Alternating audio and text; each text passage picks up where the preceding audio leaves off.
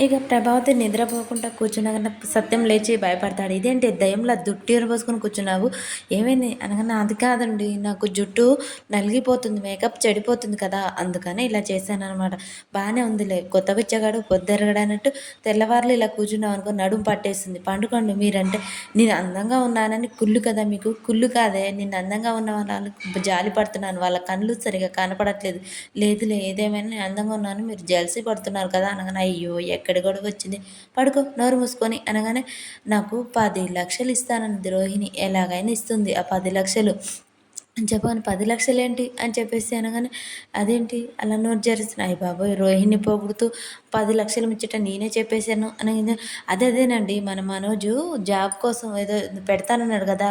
దానికోసం రోహిణి 10,00,000 ఇస్తానన్నది.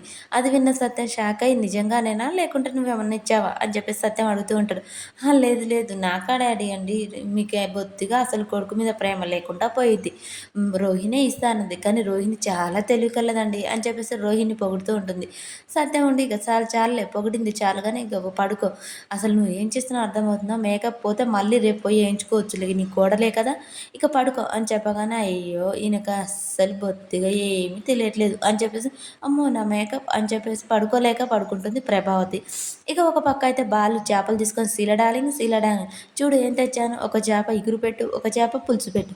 ఇదేంట్రా ఆర్డర్‌ల మీద ఆర్డర్‌లు నన్నేస్తావు నీ పెన్లో ఉంచుకొని అనగానే, ఈ చేపల పులుసమ్మ పూరీలంటే విరగదీస్తుంది. చేపలెలా వండుతుంది అని చెప్పేసి అనేసి ఒక్కసారిగా మళ్ళీ ఆలోచిస్తూ ఉంటాడు. మీనా ఇంతకుముందుకు వాళ్ళ ఇంటికెళ్ళినప్పుడు చేపల పులుసు పెడుతూ ఉంటుంది.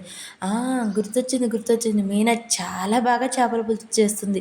ఆ విషయాన్ని గుర్తు తెచ్చుకొని అవునవును బావ మర్చిపోయాను. ఈ పులగంప చేపల పులుసు గాని భలే విరగదీస్తుంది. అలా నాలుక మీద ఏసుకోగానే ఇలా కరిగిపోతాయి అని చెప్పగానే, మరి అంత మంచి భార్యనుంచుకొని నన్నంటావేరా బడుద్దాయి అనగానే, ఇవంతా బానే ఉంది గానీ ఒక చిక్కొచ్చింది పులగంపతో. ఏంట్రా చేపలైతే వండుతుంది కానీ క్లీన్ చేయరాదు. ఇప్పుడు నేను క్లీన్ చేయలేను. బాలు ఈ విషయానికెందుకు నేను క్లీన్ చేసిస్తాను కదా! తను వండుతుంది. ఇంక లెవెల్ అయినట్టే కదా! అనగానే సరే సరేలే నువ్వు క్లీన్ చేయి తను వండుతుంది. అర్జెంట్‌గా వెళ్ళి నా ఫ్రెండ్స్‌తో మీటింగ్ ఉంది. ఏర్పాటు చేసుకొని వస్తాను అని చెప్పేసి బాలు అయితే వెళ్ళిపోతూ ఉంటాడు. మరి మీనా చేపల కూర బాగా